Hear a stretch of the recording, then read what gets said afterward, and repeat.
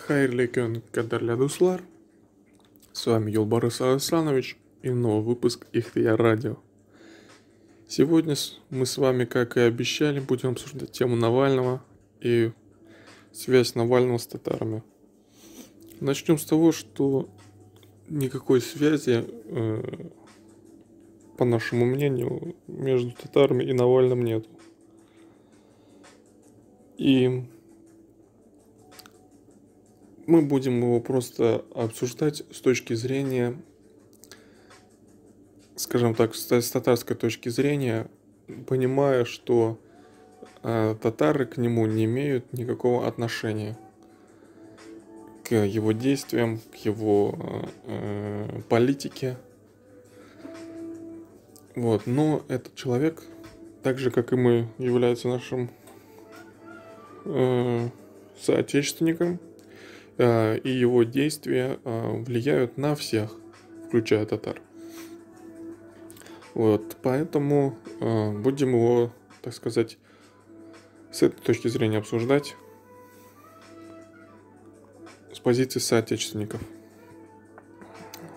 Начнем, пожалуй, с вопроса про митинги. И здесь тоже есть, скажем, такое татарский след, да, это митинги в Казани. Вот. Вообще, как относиться к этим митингам? Как ходить, не ходить, ходили, не ходили? Вот это, конечно, решение каждого из нас. Но мнение редакции, что ходить на митинги не стоит. Давайте по порядку. Начнем вообще с того... Начнем с отравления Навального. И даже не с отравления, а с самой деятельности Навального. Навальный занимался разоблачением коррупционеров,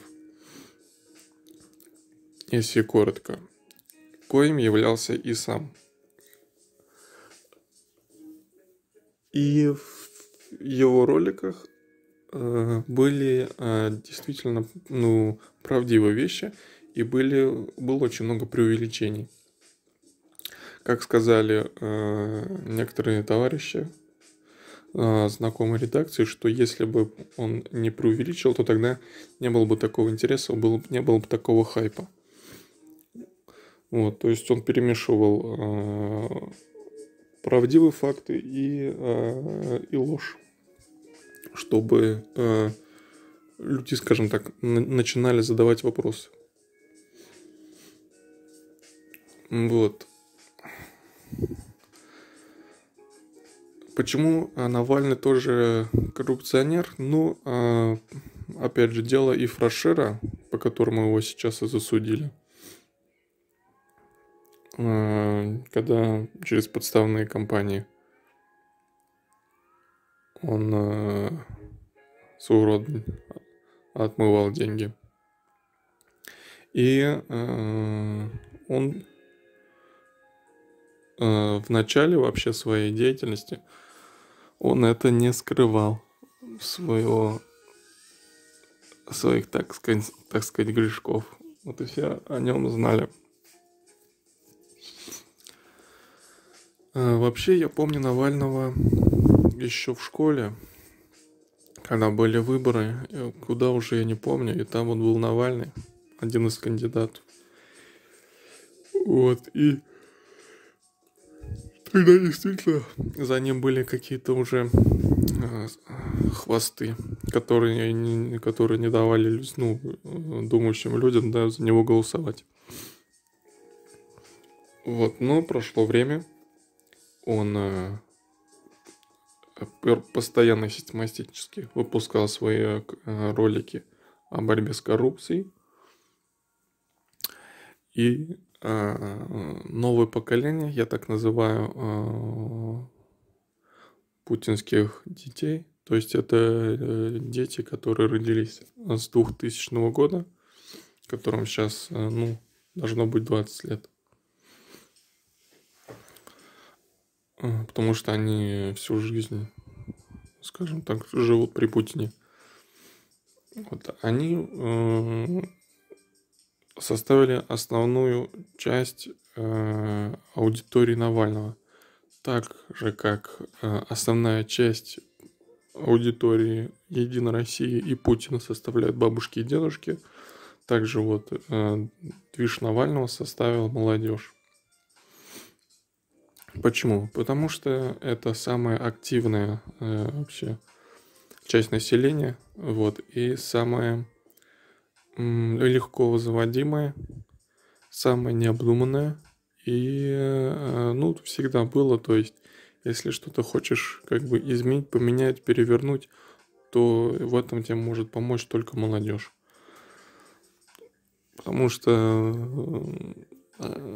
хотят перемен, всегда молодые люди всегда хотят чего-то нового, вот, не знают, как это делать нормально, хотят просто быстро все и сразу. Вот, поэтому и молодежь это как раз его аудитория. Сразу скажу, что в его роликах действительно есть правда. И тот размах коррупции, который есть в России, он действительно поражает, но ты, смотря видеоролики, не до конца понимаешь вообще суть вопроса. Поймете вы суть проблемы только когда действительно столкнетесь с людьми, которые зарабатывают такие огромные деньги, при этом интеллектуально или как-то поведенчески они от вас совершенно не будут отличаться. Даже больше вы поймете, что это просто какие-то бандиты из 90-х годов, да, или их кореша остались по выражениям, по поведению. Ну и их как бы жены, соответственно. То есть, когда вы смотрите, вы понимаете, что человек, ну, быдлом просто. И, но при этом крутит такими большими деньгами. Когда вы это просто поймете, осознаете, увидите это, тогда вам действительно покажется вот это, вы почувствуете эту своего рода несправедливость. Потому что люди сейчас, наша олигархия заработала деньги только, скажем так, одним способом. Кто успел, тот и съел. Да, и можно сказать, что все те, кто сейчас при деньгах и при власти, они все-таки поднялись, не смогли подняться бы в 90-е без определенных шагов, связанных вот с рэкетом, бандитизмом, отжатием, потому что все так делалось. И поэтому, если вы думаете, что Навальный говорит полностью неправду или что Навальный там, придумывает, то вы ошибаетесь. Он придумывает всего лишь какую-то часть, да, ну, придумывает, может быть, каких-то людей, связь их с чем-то, да, там, придумывают эти нити, которые ведут.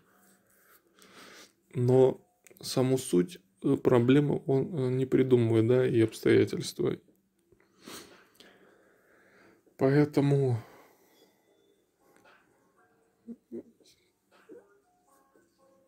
да, проблема есть действительно. И вот и получалось, что человек, да, который, ну, в свое время проворовался, начал в какой-то момент стал как бы раскрывать этих коррупционеров. Да, интересно было, почему его не закрыли. Многие предполагают, что его просто крышуют с Запада или с Америки. И такое вполне возможно, потому что даже сейчас, вот, когда его посадили на 2 с чем-то года, Америка собирается вводить санкции против России. Ну, вы сами понимаете, что такое Америка. Это страна-агрессор по отношению к гражданам Советского Союза и теперь России. Им глубоко плевать, как мы будем жить, наше благосостояние. Для них есть понятие американцы и остальные. И вот в понятии остальных есть еще такое понятие, это как вот советские люди, да, или вот обобщим, скажем так, русские, да. То есть к ним у них отношение еще более худшее, чем к остальным. Вот, поэтому рассчитывать на какую-то поддержку со стороны американцев в случае, если там Путина вдруг уберут, или люди думают, что вот, там, блин, не будет Путина, и все будет хорошо, будем хорошо с Америкой? Нет, не будем. Мы 100% не будем, потому что Америке неинтересно выстраивать с нами хорошие отношения, им это невыгодно. Это раз. Во-вторых, им глубоко плевать вообще, как вы тут живете. Им важно, чтобы человек за морем платил деньги за их товар, который они производят, и платил только за их товар. И ту сумму, которую установят они. Поэтому, развивая их культуру, покупая их товары, вы делаете большое. Они могут вам сказать только большое спасибо. И все на это. Поэтому это тоже надо понимать. Мы пришли к Америке, и если я как бы метафорично выскажусь, то Америка это как девочка или мальчик, с которым ты хочешь подружиться, но он просто такой козел или коза, что он не вообще дружит. Ну, он просто не хочет с тобой дружить, он тебя не уважает.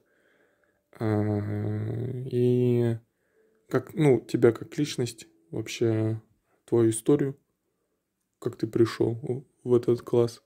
Вот, и он просто козел, и все. Он не хочет дружить. Ты стараешься, а он не хочет. Вот, это метафора на Соединенные Штаты. Поэтому нужно просто забить на них и идти своим путем. И избегать вообще контактов с этим мальчиком и девочкой, потому что они весьма и весьма опасны, и не знаешь, что от них ждать.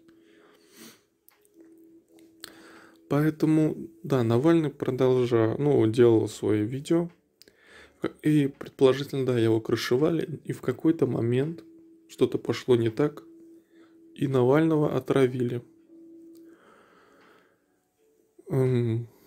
Многие говорят, что не отравили, да, особенно в России представители официальной власти, но будем откровенны. Ничего другого с ним произойти не могло, да, там они говорят про какой-то инфаркт.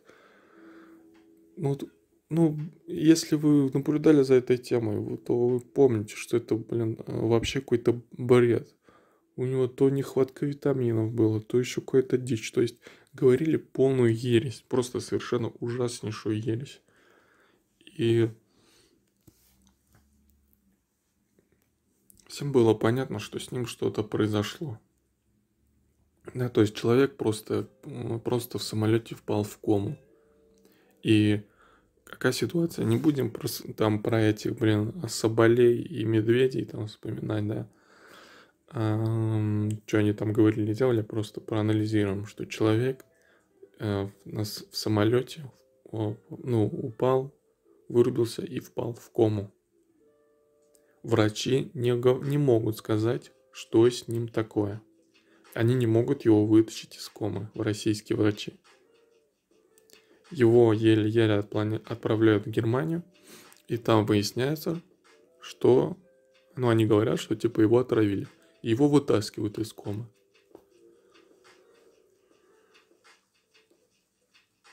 Поэтому личная редакция уверена, что да, это было отравление. 100%. Чем и как непонятно. Кто тоже непонятно. Тут вылезает, кстати, татарский след в виде Вила Мирзаянова. Это, если кто не в курсе, его показывали как разработчика спутника Ви. Вот, но у него еще есть более интересная должность для татар. Он президент Татарстана в изгнании. Вот, поэтому если вы вдруг оппозиционер правительства Татарстана, вот, то знайте, что уже есть президент Татарстана в изгнании.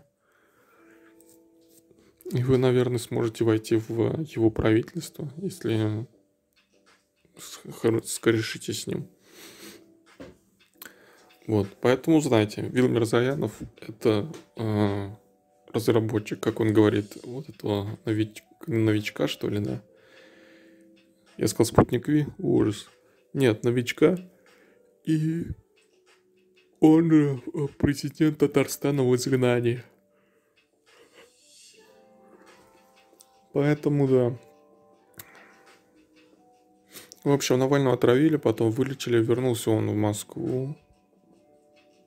И его посадили. Его сразу приняли, и сейчас его посадили на 2 с чем-то года. Плюс заводят еще дело за клевету на ветерана Великой Отечественной войны.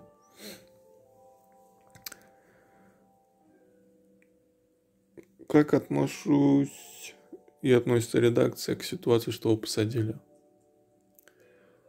Ну, плохо. Это несправедливо. Это акт политической агрессии со стороны государства? Да. Стал ли он политзаключенным? Да, он политзаключенный.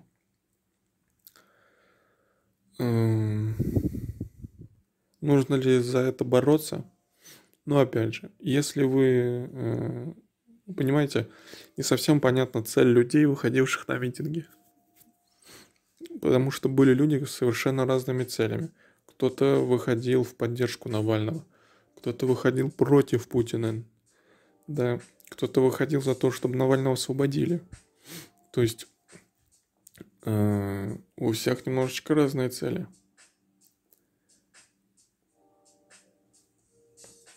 Нужна конкретика на самом деле. Понимаю, там требуете, чтобы Навального освободили. Окей. Вот это да. Но опять же, на самом деле нужны какие-то, действия.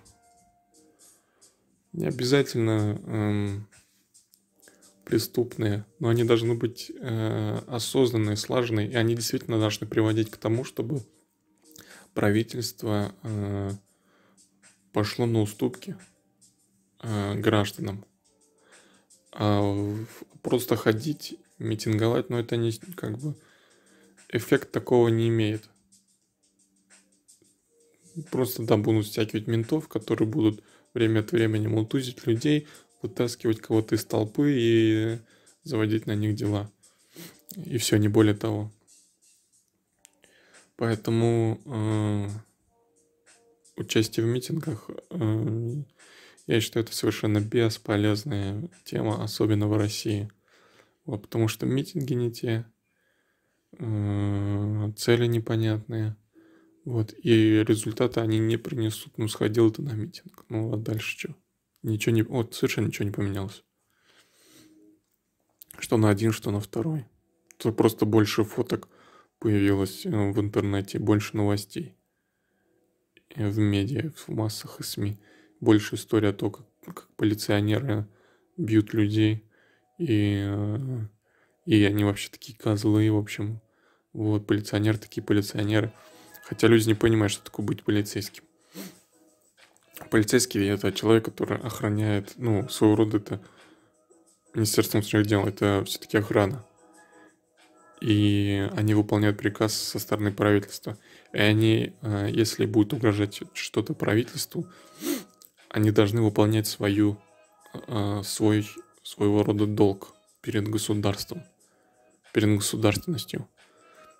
И действительно, есть вот эта вот грань, когда они понимают, что уже государственность не удержится, что власть возьмут совершенно другие люди, да, и только тогда они могут самостоятельно принять решение подавлять какие-то там восстания или ну вот этих вот, либо нет.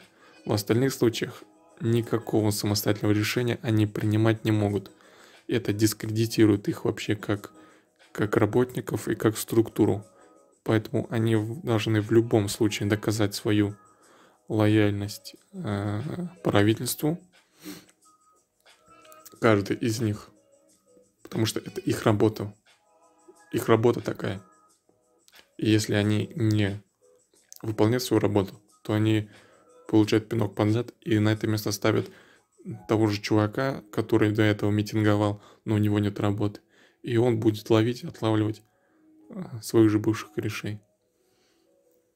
Поэтому это надо понимать. Полиция это как бы серьезная структура, которая не нацелена на заигрывание с гражданами. У нее совершенно другая задача. Она занимается охраной государства и государственности как таковой. Вот, поэтому не надо путать там Божий дар с яишенкой. Вот, или все вот эти случаи по отношению вот агрессии к полицейским, да, то есть это совершенно не поддерживаю, вообще непонятно. Люди не совсем понимают, что, ну опять же, если смотреть про Америку, то у нас полиционеры более лояльны к людям, и у нас меньше намного применяют огнестрельное оружие. Вот, но это удивляет, что люди, которые безоружные, нападают, пинают, роняют этих людей, у которых оружие есть, они как бы... Ну вот, честно, я нетерпеливый человек. Я думаю, что, во-первых, меня бы довела эта ситуация. Да, то есть, если бы меня там роняли какие-то малолетки, как вот это было на видео, где мужчина достал табельное оружие, роняли какие-то малолетки, дрались, и потом они как-то агрессивно себя вели. Ну, я не знаю, как бы я повел, достав стабильное оружие по-любому. Не знаю. Я думаю, каждый мужчина, себя уважающий, задумался бы, как бы он себя на этом месте повел. А эти вот люди, они совершенно не понимают вообще эту ситуацию. И что человеку нужно очень сильно сдерживаться, чтобы... Они думают, что у них, понимаете, что за ними сила и за ними власть. Это не так, их там всего было, ну там сколько. В общем, сколько патронов было в обойме, столько было и людей. Поэтому у кого была сила, очень спорный вопрос. И можно было даже применить это оружие, скажем так, не полностью убив их, да, нейтрализовав, но ранив. Даже ранив одного, да, можно было нейтрализовать уже всех. Вот, и поэтому вот эта вот глупая спесь, которая у них была даже после того, как он достал оружие, она просто поражает. Она просто поражает своей, на самом деле, тупизной животностью. То есть, ну, это... В общем, митинги ничего хорошего. И не ходите на них. Вот, если только они не имеют каких-то явных политических целей, и этот митинг не решит какую-то конкретную политическую проблему. То есть в остальных случаях не надо толпой ходить и что-то делать. Потому что кто-нибудь что-нибудь выкинет, а получать будут все, кого поймают. Поэтому ситуация такая. Ну и вот это вот дело с Навального, про ветерана, это тоже вообще, конечно, позиция редакции. Навальный не прав. Навальный не прав, Навальный должен понести за это ответственность, да, то есть в виде штрафа.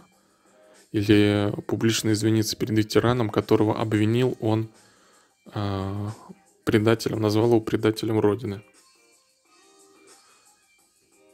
Вот, как сказать, старшие люди — это своего рода святое. Не то, что святое, это сакральное. На них можно обижаться. Можно говорить, что же вы там сделали, да, почему вы там развалили, или да, почему там не сохранили, но ни в коем случае нельзя унижать, принижать наших ветеранов, наших бабушек и дедушек и наших прабабушек. Они могут быть неправы, могли быть неправы когда-то и могут быть неправы сейчас. Но это не те люди, которых можно судить, которых можно обвинять и с которых можно что-то спрашивать. Они бабушки и дедушки. И они своего рода доживают свои последние дни, года. И поэтому к ним надо относиться очень лояльно, помогая, поддерживая их. Ну, поддерживать, может, политически, конечно, не поддерживать, но если вы там прям не согласны. Но ни в коем случае там не должны там их как-то травить, там ругаться с ними, объяснять им там что-то, что вот ты неправильно делаешь. Это бабушки и дедушки, они уже не поменяются никогда, не поймут. И поэтому то, что ветеран Отечественной войны голосовал за поправки в Конституцию, но это было, не голосовал, а призывал голосовать, но это было весьма предсказуемо.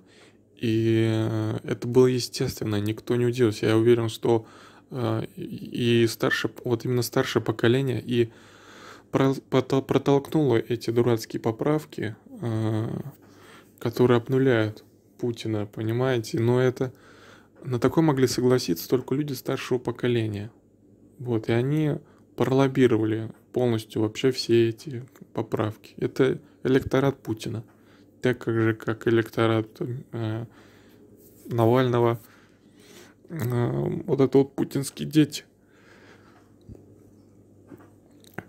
Поэтому то, что выступил ветеран, было весьма предсказуемо. И спрашивать с него что-то, ну, это просто глупость и неуважение к его почтенному возрасту. Он просто старый человек. И свои решения принимает на основе своего жизненного опыта, который у него был в Советском Союзе, во время Великой Отечественной войны, да, во время распада СССР в 90-е.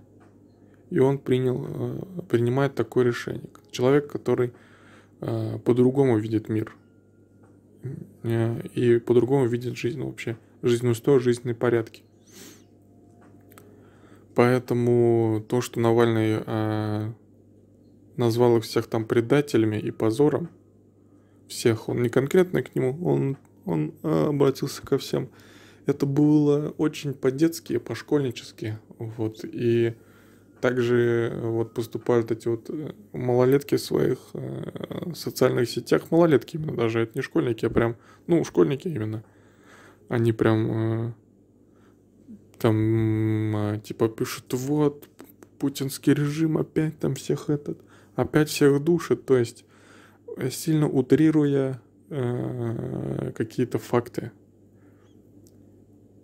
И выражая там свое собственное мнение, там унижая других. Типа, вот эти придурки опять вот это делают, да. Какой позор, да, там, вот вам это наша рашка-парашка, ну и так далее. Поэтому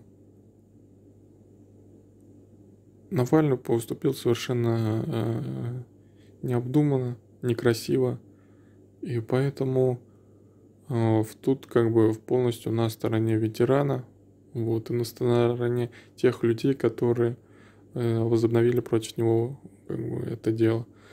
Вообще я так понял, что в этой ситуации вообще очень страшная ситуация, да, то, что его отравили, сейчас сажают, вот.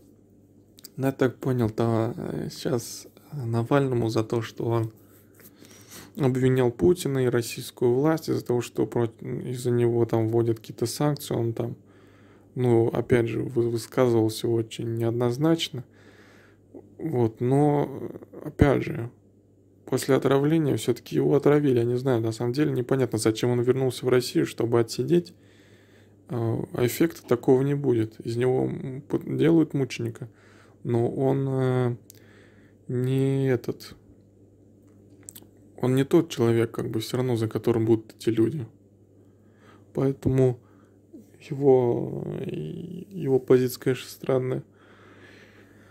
Вот. И вот такое ощущение, что сейчас ему, скажем так, покажут Кузькину мать, российское правительство, и все дела, которые на него заводились, все проблемы, которые он создавал, сейчас они все раскроют и затаскают его просто. И, ну, будут его топить, ужасно топить вообще.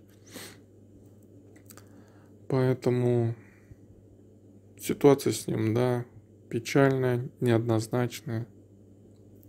Плюс еще из-за него хотят вводить санкции по отношению к России. То есть, вы понимаете, американцы говорят, Байден, типа, вот, типа, вы посадили там Навального, вы должны его немедленно, без каких-либо разбирательств освободить. Вот, мы ведем против вас санкции. И типа расплачиваться этими санкциями, как вы понимаете, будут те же люди, которые, может быть, и поддерживают Навального, и поддерживают его освобождение, вот, но при этом будут нести, скажем так, убытки и неудобства, вызванные этими санкциями. Вот. Которые, ну, скажем так, которые направили люди, которые тоже поддерживают как бы Навального. То есть глупость этой всей ситуации вы сами понимаете. Вот, типа, вот мы поддерживаем Навального, поэтому мы направим против граждан России. Да, там есть против каких-то государственных чиновников, но санкции будут более широкие. И они коснутся всех граждан России. И вот мы направим против граждан России вот ряд таких неудобств, которые заставят их еще сильнее обидеться на власть, вот, и уйти в левачество. Поэтому ничего хорошего от американцев ждать вообще не приходится и никогда не ждите. Ну, на этом, наверное, наш выпуск закончится. В этом выпуске было очень мало татар. Вот. Но было много политики и Навального. Было много рассуждений о американцах. Но к чему вообще мы об этом говорим? Потому что это происходит рядом с нами, и это касается нас. И пока татары вовлечены во всю эту деятельность, лично меня это очень сильно огорчает, что татары вовлечены в российское пространство, в русское пространство, в политику эту, и не имеют своей собственной параллельной этой. Меня это очень сильно вообще огорчает. И то, что решения, принимающиеся правительством или какие-то отдельными людьми, опять же, влияет на татар, меня это тоже очень сильно огорчает. Но, чтобы решить проблему, первый шаг ее осознать. Ну а дальше, надеемся, у нас будет светлое и доброе будущее, вот, в котором татары ведут свою самостоятельную политику. Ну что ж, на этом все. С вами был Юлбарыс Арсланович, Ихтияр Радио, очередной выпуск. Все, пока, пока, пока.